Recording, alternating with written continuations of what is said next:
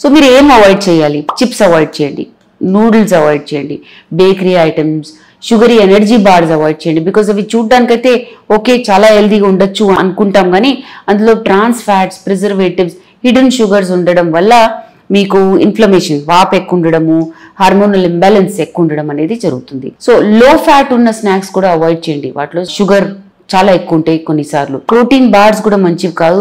కొన్ని అయితే చాలా long list of chemicals, ingredients తో వస్తాయి. కెమికల్స్ ఎక్కువ ఉండొచ్చు. సో రియల్ న్యూట్రిషన్ ఉందా లేదా అనేది చూసుకోండి. సో స్మార్ట్ స్నాకింగ్ చేయాలి. మీకు డౌట్ ఉంటే ఏంటంటే ఎలాంటి స్నాక్స్ కొనాలంటే రియల్ ఫుడ్ లాగా కనిపించాలి.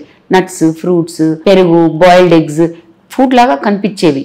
మరి అది పేస్ట్ చేసి చిప్స్ చేసేసి అవన్నీ చేయకండి. చిన్న కంటైనర్స్ లో ఈ హెల్దీ ఆప్షన్స్ క్యారీ చేయండి మీ బ్యాగ్లలో. ఎందుకంటే మీ హార్మోన్స్ అవన్నీ అప్పుడు రెగ్యులేటెడ్ గా ఉంటాయి. ఈ షుగర్ స్పైక్స్ అవ్వవు ఈ అన్‌న్యాచురల్ స్నాక్స్ తింటే. కొన్ని స్నాక్స్, రెడీమేడ్ స్నాక్స్ అవి చాలా మంచివి, అవి తీసుకోండి డెఫినెట్ గా. కొంచెం ఇవి సెలెక్ట్ చేసేటప్పుడు డెఫినెట్ గా మీ కన్వీనియన్స్ చూసుకుంటారు, బట్ మీ హెల్త్ కూడా తప్పకుండా మీరు గమనించాలి. మీరు మీల్స్ మధ్యలో అంటే పొద్దున, మధ్యాహ్నం, రాత్రి తినే ఆహారం మధ్యలో మళ్ళీ ఇంకొక స్నాక్ యాడ్ చేసినప్పుడు గమనించండి ఏం చేస్తున్నారు. మైండ్ఫుల్ గా తినండి, నరిష్డ్ గా ఉండండి. బాడీ మిమ్మల్ని ఎప్పటికీ థ్యాంక్సే చెప్తుంది.